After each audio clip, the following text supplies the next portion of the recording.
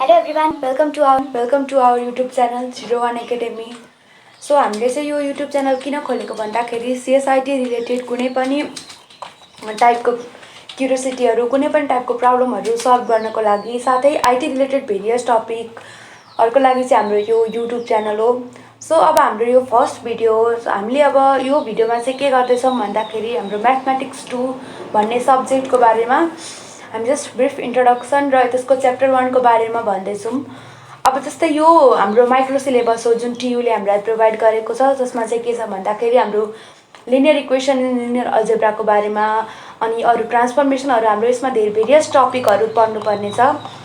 अनि यसको हाम्रो रिलेटेड टेक्स्ट बुकहरु हामीलाई कुन चाहिन्छ कुन चाहिदैन भन्ने बारेमा पनि छ. ओके, सो हामी चाहिँ यहाँ के पढ्न आँट्दै छौं भन्दाखेरि हाम्रो यो फर्स्ट च्याप्टर अहिलेको भिडियोमा हाम्रो फर्स्ट च्याप्टरको पनि सर्ट पार्ट हामी सिस्टम अफ लिनियर इक्वेसनहरु के हो भन्ने बारेमा हाम्रो यो फर्स्ट भिडियो हो. सो हाम्रो यहाँ चाहिँ यही हो. हाम्रो चाहिँ अहिले हामीले पढ्ने के हो भन्दाखेरि हाम्रो यो जस्ट हाम्रो यो के पढ्ने भन्दाखेरि यो लिनियर इक्वेसन इन लिनियर अल्जेब्रामा के हुन्छ सिस्टम अफ लिनियर इक्वेसनको बारेमा हाम्रो यो जस्ट भिडियो हो. ओके, र हामीले सुरुमा बेसिक इन्ट्रोडक्सनमा हामी के भन्न चाहन्छौं भने लिनियर इक्वेसन भनेको के हो त? कुनै पनि इक्वेसन जुन चाहिँ यो फर्ममा छ जस्तै a1x1 a2x2 an(x1) को फर्ममा भएको जुनै पनि इक्वेसनलाई चाहिँ लिनियर इक्वेसन भन्छ. जसमा चाहिँ यो a र b भनेको चाहिँ हाम्रो यो a र b लाई चाहिँ हामीले कोएफिसिएन्ट भन्छौं. Coefficient. Okay, so linear equation भनेको चाहिँ यहाँ जस्तै हाम्रो यहाँ दुईटा एउटा हामीले इक्वेसन लिएको छौं. एउटा इक्वेसन भनेको हाम्रो यो 4x1 - 5x2 + 2 वाला अनि यो अर्को इक्वेसन छ. यिनीहरु लिनियर इक्वेसन हो किनभने हामीले यिनीहरुलाई एउटा रिअरेन्ज गरेर एउटा हामी पर्फेक्ट फर्ममा दिन सक्छौं जसकारणले हामीले यसलाई लिनियर इक्वेसन भन्न सक्छौं. जस्तै हाम्रो यो फर्स्ट इक्वेसन सल्भ भएर आउँदाखेरि हाम्रो यो फर्मेटमा आइपुग्छ र सेकेन्ड हाम्रो यो फर्मेटमा आइपुग्छ. त्यसैगरी यो जुन इक्वेसन छ अर्को यो 4x1 - 5x2 = x1 x2 र यो इक्वेसन छ हाम्रो जुन यो दुईटा इक्वेसन चाहिँ लिनियर हुँदैन किनभने यसमा यो x1 र x2 प्रेजेन्ट छ जसरी यहाँ √x1 प्रेजेन्ट छ. यिनीहरुलाई हामीले एउटा मजाले पर्फेक्टली एउटा शेप दिन सक्दैनौं. एउटा यिनीहरुको के हुन्छ भन्दाखेरि हाम्रो भ्यालुहरु एउटा पर्फेक्ट वेमा नआउने भएको हुनाले यिनीहरुलाई चाहिँ हाम्रो लिनियर इक्वेसन भनेर भन्दैन. ओके, अब हाम्रो यहाँ के छ भन्दाखेरि हाम्रो यो लिनियर इक्वेसन इन लिनियर अल्जेब्राको बारेमा हाम्रो सर्ट प्रेजेन्टेसन हो. यहाँ चाहिँ के भन्दा हामीले सुरुमा पढ्ने भनेको सिस्टम अफ लिनियर इक्वेसन हो. हामीले लिनियर इक्वेसन के हो भन्ने त हामीले त्यो बारेमा त हामीले बुझिसक्यौं. अब हामीले सुरुमा यो मेन टपिकको फोकस भनेकै हाम्रो सिस्टम अफ लिनियर इक्वेसन हो. र हामीले कस्तोलाई चाहिँ एउटा सिस्टम अफ लिनियर इक्वेसन भन्छौं त? Collection of one or more linear equation. कुनै पनि एउटा लिनियर इक्वेसनको कलेक्सनलाई चाहिँ हामीले सिस्टम अफ लिनियर इक्वेसन भन्छौं. अनि त्यसबाट निस्किने सोलुसनहरुलाई चाहिँ जस्तै यो दुईटा तीनटा इक्वेसनको सेटलाई भन्छ एउटा सिस्टम अफ लिनियर इक्वेसन हैन. जस्तै हामी यहाँ देख्न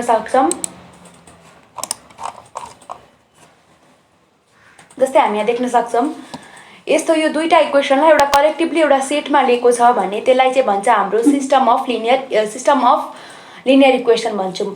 अनि यिनीहरुकोबाट आउने सोलुसन जस्तै के भन्छ भन्दाखेरि यहाँबाट आउने x1 को भ्यालु यहाँबाट आउने x2 को भ्यालु यहाँबाट आउने x3 को भ्यालु जसले चाहिँ यो दुईटै इक्वेसनको यो भ्यालुलाई स्याटिस्फाई गर्छ नि तिनीहरुलाई चाहिँ हाम्रो भन्छौं solution of system of linear equation. So त्यही भइहाल्यो. अनि दुईटा लिनियर सिस्टम इक्विभ्यालेन्ट छ जस्तै दुईटा एउटा हाम्रो जस्तै यो त एउटा सिस्टमको लागि भएन. जस्तै हामीसँग दुईटा सिस्टम छ र दुईटैको सिस्टमको सोलुसन चाहिँ हाम्रो एउटै इक्विभ्यालेन्ट आयो भने चाहिँ तिनीहरुलाई चाहिँ हाम्रो एउटा इक्वल आयो भने चाहिँ त्यसलाई चाहिँ हामीले इक्विभ्यालेन्ट भन्न सकिन्छ. दुईटा लिनियर सिस्टमलाई त्यतिखेर हामीले यो इक्विभ्यालेन्ट भन्न सकिन्छ. अनि त्यसैगरी सिस्टम अफ लिनियर इक्वेसन पनि कस्तो खालको हुन्छ त? अब हामीले त्यो सिस्टममा भएको इक्वेसनहरुलाई सल्भ गर्दाखेरि हाम्रो कति टाइपको हुन्छ त भन्दाखेरि हाम्रो त्यो बेसिक 3 टाइपको हुन्छ. एउटा के हुन्छ भन्दाखेरि नो सोलुसन हुन्छ जसमा चाहिँ कुनै मतलब त्यसको चाहिँ हामीले एउटा कुनै सोलुसनै निकाल्न सक्दैनौं. अर्को हुन्छ एक्ज्याक्टली 1, अर्को हुन्छ इन्फाइनाइट मेनी. हामीले यसलाई ग्राफमा रिप्रेजेन्ट गरेको छौं. जस्तै हामीले यहाँ तल हेर्दाखेरि हाम्रो इक्वेसन एउटा सिस्टमको लागि यो चाहिँ एउटा मतलब यो भनेको एउटा सिस्टम हो र एउटा सिस्टमको यो फर्स्ट इक्वेसन हो यो सेकेन्ड इक्वेसन हो हैन. अब हामीले यसलाई सल्भ गर्दाखेरि यो दुईटालाई सल्भ गर्दाखेरि के हुन्छ भन्दाखेरि हाम्रो ग्राफ हाम्रो ग्राफ यस्तो आउँछ। यो एउटा पोइन्टमा गराउन निक्लेको छ। कुन पोइन्टमा छ भन्दाखेरि यो हाम्रो ग्राफमा 3,2 यो भनेको एउटै पोइन्टमा आयो। त्यही भएर यसमा चाहिँ एक्ज्याक्टली 1 सोलुसन छ भन्न सकिन्छ। त्यसै गरी अब हाम्रो अर्को हुन्छ, जस्तै हाम्रो यो अर्को एउटा सोलुसन सिस्टम भयो, अर्को एउटा सिस्टम भयो। यसमा चाहिँ हाम्रो यो एउटा इक्वेसनको लाइन यो छ, एउटा इक्वेसनको लाइन यो छ, जुन चाहिँ प्यारलल छ क्या। यिनीहरू चाहिँ मिटै हुन सक्दैन। तपाईँ यिनीहरूको हामी एउटा सोल्युसन निकाल्न सक्दैनौँ, जसले गर्दाखेरि यसको नो सोल्युसन भयो। त्यसै गरी हाम्रो यो अर्को पोइन्ट अर्को सिस्टम छ, जसमा चाहिँ के हुन्छ भन्दाखेरि दुईटा लाइन कोइन्साइड गर्छ। अब दुईटा लाइन यसरी यो एउटा लाइन भयो, यो अर्को एउटा लाइनको यसरी कोइन्साइड गर्छ, त यसमा धेरैवटा पोइन्टहरू छ। सो यसको धेरै मेनी सोल्युसन हुन्छ।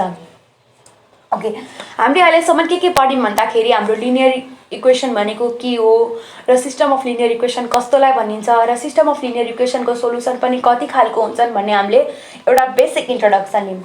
र अब हामी केमा जाँदैछौँ भने कुनै पनि एउटा लिनियर सिस्टमलाई हामीले कसरी रिप्रेजेन्ट गर्ने त हामीले कसरी एउटा म्याट्रिक्स मतलब केमा हाल्छौँ त भन्दाखेरि एउटा म्याट्रिक्समा हाल्छौँ। र म्याट्रिक्स भनेको त हामीलाई थाहा नै छ, rectangular arrangement of rows and column हो।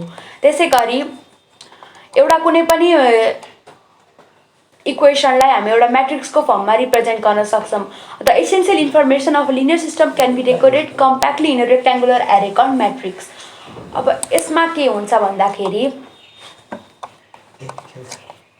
जस्तै हाम्रो यो एउटा इक्वेसन भयो, जस्ट यो यहाँ हेर्दाखेरि यो एउटा इक्वेसन भयो, यो अर्को इक्वेसन भयो, यो अर्को इक्वेसन भयो। यसलाई हामीले कलेक्टिभली एउटा म्याट्रिक्समा लेख्न सक्छौँ। जस्तै x1 को कोएफिसिएन्ट यहाँ के छ, x2 को के छ, अनि x3 को के छ। यो एउटा इक्वेसनको लागि भयो, यो अर्को इक्वेसनको लागि भयो, अर्को इक्वेसनको लागि भयो। यसलाई चाहिँ हामी के भन्छौँ भन्दाखेरि कोएफिसिएन्ट अफ म्याट्रिक्स भन्छौँ। र त्यसै गरी यही म्याट्रिक्सको लागि चाहिँ यदि यसको यो इक्वेसनको लास्टको यो सोलुसन सही छ भने चाहिँ यसलाई अगमेन्टेड म्याट्रिक्स भनेर भनिन्छ। यो भनेको x1 भयो, यो x2 भयो, यो x3 भयो र यो यसको आएको सोलुसन हो। यो सही भएकोलाई चाहिँ हामीले अगमेन्टेड म्याट्रिक्स भन्छौँ। अब हाम्रो एउटा नेक्स्ट क्युरिज के छ भन्दाखेरि हामीले एउटा इक्जाम्पल प्रोभाइड गरेको छौँ, जसमा चाहिँ के भनेको छ भन्दाखेरि हामीले एउटा लिनियर सिस्टमलाई कसरी सल्भ गर्ने भन्ने क्युरिजहरू बारेमा छ। त्यो भयो हाम्रो अर्को क्युरिज होइन। अब कसरी हामीले एउटा लिनियर सिस्टमलाई हामीले गर्न सकिन्छ भन्ने सल्भिङ अ लिनियर सिस्टममा पुग्यौँ। हामीले एउटा कुनै पनि लिनियर सिस्टमलाई कसरी सल्भ गर्ने भनेर पुग्यौँ र यसलाई सल्भ गर्ने चाहिँ कुनै एउटा अल्गोरिथम अथवा रुल भनौँ त्यस्तो त्यो छ, जुन चाहिँ यसको तीनटा अपरेसन छ। र त्यो चाहिँ के हो भन्दाखेरि कुनै पनि एउटा इक्वेसनलाई रिप्लेस गर्ने त्यसैको सम अथवा एउटा मल्टिपल अफ अदर इक्वेसनले होइन, जुन चाहिँ अहिले जस्ट एउटा सिम्पल यो मैले ल्याङ्ग्वेज थ्रुमा भन्दैछु। हाम्रो यो एक्जाम्पलमा अझै मजाले क्लियर हुन्छ। अनि इन्टरचेन्ज कुनै पनि दुईटा इक्वेसनलाई इन्टरचेन्ज गरेर अथवा एउटा कुनै पनि इक्वेसनलाई नन जिरो कन्स्ट्यान्टले मल्टिप्लाई गरेर हामीले एउटा कुनै पनि लिनियर सिस्टमलाई सिम्प्लिफाई गर्न सक्छौँ। ओके, अब हामी हाम्रो एक्जाम्पलतिर जाऊँ। ल यहाँ के छ भन्दाखेरि हामीलाई यहाँ प्रोभाइड गरेको छ तीनटा एक्जाम्पल। यहाँ के छ भन्दाखेरि x1, x2, x3 तीनटैको कोएफिसिएन्ट दिएको छ। यहाँ चाहिँ भने x2 र x3 को मात्रै दिएको छ र यहाँ चाहिँ x1 र x3 को दिएको छ। यसमा x1 को ठाउँमा केही छैन र यसमा x2 को ठाउँमा केही छैन, जसले गर्दाखेरि हामीले यसको प्लेसमा 0 0 हालेका छौँ। यो भनेको x1 को हो, यो भनेको x2 को हो, यो भनेको x3 हो र यो लास्टमा आएको यो कोएफिसिएन्टहरू भनेको चाहिँ यहाँ हामीले लेखेको छौँ। ओके, यो भनेको त्यही भइहाल्यो। अब हामीले यो इक्वेसनलाई एक्चुअली हाम्रो सल्भिङ अ लिनियर सिस्टम भन्नाले चाहिँ के भनिन्छ भन्दाखेरि हामीले त्यो इक्वेसनलाई चाहिँ एउटा सिम्पलेस्ट फर्ममा लाने बुझाउँछ। र हामीले त्यसमा के गर्नुपर्छ भन्दाखेरि हाम्रो x1, x2, x3 को हामीलाई भ्यालु निकाल्नलाई चाहिँ हामीले यो सब गर्दैछौँ। र त्यसको निकाल्ने प्रोसिड्युरमा चाहिँ हाम्रो के गर्ने भन्दाखेरि यो इक्वेसन 1 जुन छ नि, हामीले त्यसलाई -5 टाइम्स इक्वेसन 1 गर्ने। यो इक्वेसन 1 लाई -5 इन्टु इक्वेसन 1 गर्ने अनि यसलाई चाहिँ लगेर इक्वेसन 3 सँग एड गरिदिने। जसले गर्दा के हुन्छ भन्दाखेरि सुरुको रोमा केही चेन्ज हुँदैन, किनभने हामीले जे काम गर्दैछौँ त्यो भनेको हामीले इक्वेसन 3 लाई लगेर गर्दैछौँ। सो हाम्रो त्यो यदि सबै सल्भिङ प्रोसेस गरेपछि हाम्रो यो आउँछ सल्युसनमा म्याट्रिक्स फर्ममा लेख्दा यो आउँछ र इक्वेसन फर्ममा लेख्दा हाम्रो यो आउँछ। र मैले यसरी किन लेखिरहेको छु भन्दाखेरि हामीलाई हेर्दा बुझ्न सजिलो हुन्छ। जस्ट लाइक हाम्रो यहाँ x1 को कोएफिसिएन्ट यहाँ छ तर x मतलब इक्वेसन 2 र इक्वेसन 3 मा यसको कोएफिसिएन्ट छैन। जस्ट इम्प्टी स्पेसले चाहिँ के डिनोट गर्छ भन्दाखेरि यो प्लेसमा चाहिँ x1 को भ्यालु 0 छ। ओके, अब हामीले फर्दर स्टेप्समा के गर्छौँ भने फेरि यो इक्वेसन 2 लाई चाहिँ 1/2 ले मल्टिप्लाई गर्छौँ। किन गर्छौँ भन्दाखेरि हामीलाई यहाँनेरि चाहिँ हामीलाई 1 भ्यालु ल्याउनु पर्छ, जस कारणले गर्दाखेरि चाहिँ हामीले यसलाई 1/2 ले मल्टिप्लाई गर्छौँ अनि यसको फेरि सिम्पलेस्ट फर्म यसरी आउँछ। त्यसै गरी फेरि हामीले इक्वेसन 2 लाई -10 ले मल्टिप्लाई गरेर अनि त्यसलाई इक्वेसन 3 मा प्लस गर्छौँ। यो भनेको चाहिँ के भन्दाखेरि इक्वेसन 2 लाई चाहिँ -10 ले मल्टिप्लाई गर्ने अनि यसलाई लगेर चाहिँ इक्वेसन 3 मा चाहिँ जोड दिने हो। जसले कारणले चाहिँ हामी यसमा कन्फ्युज नहुने, हामीले इक्वेसन 2 लाई केही अल्टर गरेको छैन, हामीले इक्वेसन 3 लाई मात्रै गरेर अल्टर गरेको छ। अब हामीले मल्टिप्लाई इक्वेसन 3 लाई फेरि हामीलाई चाहिँ के गर्छ भन्दा सिम्पलेस्ट फर्ममा ल्याउने भनेको एउटा सिम्पलेस्ट फर्ममा ल्याउनको लागि हामीले 1 0 को टर्ममा ल्याउँदैछौँ। जस कारणले फेरि यसलाई 1/30 ले इक्वेसन 3 लाई मल्टिप्लाई गर्ने 1 लाई चाहिँ कोएफिसिएन्ट बनाउन x3 को लागि। त्यसै गरी हाम्रो x3 को भ्यालु यहाँबाट यसरी निस्किन्छ।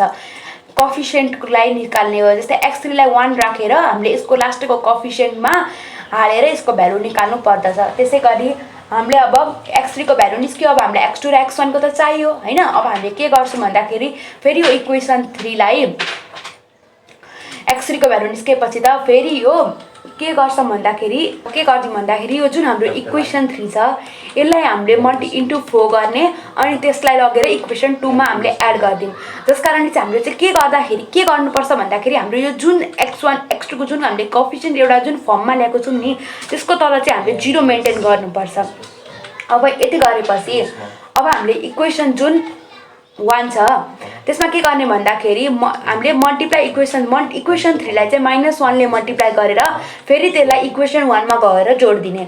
अनि जसले गर्दाखेरि हाम्रो x3 को पनि भ्यालु यहाँ मजाले छ। अब x2 को पनि छ, अब हामीले x1 को निकाल्ने प्रोसिडरमा छौँ र हाम्रो यो जुन पोइन्ट निस्किन्छ नि यो कोएफिसिएन्ट x1 को x2 को x3 को यसको तल र यसको माथि हामीले 0 एउटा राख्नुपर्छ। हाम्रो त्यो नियममै पर्छ कि हामीले यसमाको माथि 0 ल्याएर राख्ने, नत्र हाम्रो कोइन्साइड हुन्छ सबै कुराहरू, जसले गर्दाखेरि हाम्रो प्रपर आउटपुट निस्किँदैन। अब त्यसै गरी हामीले अब x1 x2 x3 को भ्यालु निस्क्यो। अब हामी x1 को निकाल्दैछौँ। अब त्यसको लागि हामीले के गर्ने भन्दाखेरि यो इक्वेसन 2 लाई मल्टिप्लाई गर्ने 2 ले अनि त्यसलाई लगेर इक्वेसन 1 मा गएर जोड दिने अनि त्यस पछाडि हाम्रो भ्यालु निस्किन्छ x1 x2 x3 को। र त्यसै गरी हाम्रो यो x1 भनेको कति आयो यहाँ 1 छ, x2 भनेको 0 भयो, x3 भनेको -1 भयो र यो हुन्छ हाम्रो solution of the original system. र माथिको हाम्रो सिस्टमको यो सबै एउटा लिनियर सिस्टमको एउटा सिम्पलेस्ट फर्ममा हाम्रो जुन यो सोल्युसन आउँछ।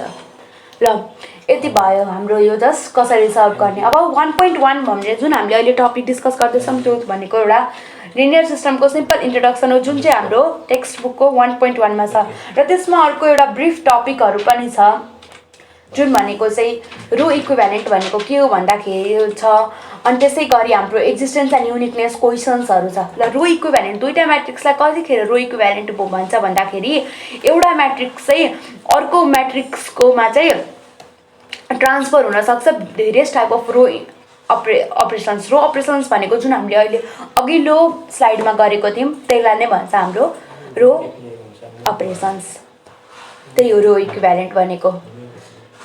अब त्यसै गरी existence and uniqueness questions. Okay, हाम्रो यो एउटा लास्ट टपिक छ आजको लागि। जस्ट यो टपिक भनेको चाहिँ हामीले यो टपिकको बारेमा अहिले त्यस्तो डिटेलमा एक्सप्लेनेसन्सहरू त केही पनि गरेको छैन, यो जस्ट हाम्रो एउटा सिम्पल इन्ट्रोडक्सन मात्रै छ। यो भनेको यस्तो लिनियर सिस्टममा बेसिक हाम्रो के हुन्छ क्वेसन्स भन्दाखेरि त्यो सिस्टम कन्सिस्टेन्ट छ कि छैन, मतलब यो भन्नाले चाहिँ के बुझाउँछ भन्दाखेरि त्यो सिस्टममा एटलिस्ट एउटा सोल्युसन निस्किँदैन। मतलब हाम्रो जुन अघि 3टा फर्म निस्केको थियो जसमा चाहिँ एउटा नो सोल्युसन थियो, एउटामा एक्ज्याक्ट 1 सोल्युसन थियो, एउटा मेनी सोल्युसन थियो। अब नो सोल्युसन भन्ने आयो भने चाहिँ हाम्रो त्यो सिस्टम्सलाई चाहिँ कन्सिस्टेन्ट भन्न मिल्दैन। अनि अर्को भन्छ के हो भन्दाखेरि चाहिँ यदि सोल्युसन हुन्छ भने चाहिँ त्यो कुन सोल्युसन हो भन्ने फाइन्ड गर्नलाई मात्रै हुन्छ। त्यो अन्ली वान हो कि मेन सोल्युसन हो भन्ने। सो यो जस्ट हाम्रो आजको यो बेसिक इन्ट्रोडक्सन हो हाम्रो यो लिनियर इक्वेसन एन्ड लिनियर अल्जेब्राको फर्स्ट टपिकको 1.1 एक्सर्साइजको बारेमा हामीले जस्ट एउटा इन्ट्रोडक्सन दिएको छौँ। यहाँ जस्तो डिटेलमा हामीले त्यस्तो केही पनि भनेको छैन, जस्ट हामीले तपाईँहरूलाई चाहिँ एउटा इन्ट्रोडक्टरी टाइपको मात्रै गरेको हो। यसको बारेमा डिटेलमा अरू इन्फर्मेसनको लागि हामी अरू भिडियो अपलोड गर्दैछौँ, हामीसँग हेर्दै गर्नुहोला। Okay, thank you and please